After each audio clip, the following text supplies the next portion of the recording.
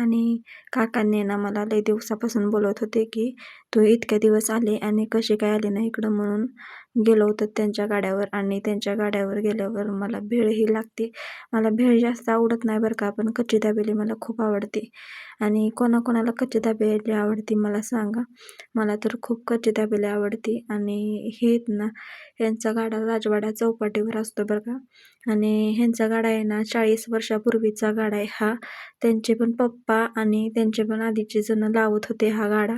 आणि इथलं सगळं सामान आहे ना ते सगळं होममेड बनवतात, म्हणजे कुठून बाहेर वगैरे मागवत नाहीत. सगळं होममेड बनवतात. सकाळी पहाटे 5 वाजल्यापासून त्यांचं चालू असतं सामान बनवायचं, भडंग बनवायची, कच्ची दाबेलीचा मसाला बनवायचा, बटाटे बिटाटे उकडवायचे, ते सगळं त्यांचं असतं. आणि ह्यावेळेस काय मला त्यांच्या घरी जाणं झालं नाही, म्हणून काका म्हणले गाड्यावर तरी ये भेटायला, म्हणून काकांच्या गाड्यावर भेटायला गेलते.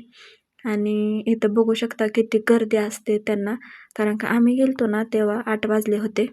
आणि इथे मम्मी, ईश्वरी, सायली, मुक्ता इथं ते पण आले होते, पुरू पण आली होती. म्हणजे पुरूला मला न्यायचंच नव्हतं, कारण का तिला दवाखान्यात न्यायचं होतं, म्हणून मी तिकडूनच आले होते. आणि त्यांचं कस्टमरचं पार्सल चालू होतं द्यायचं.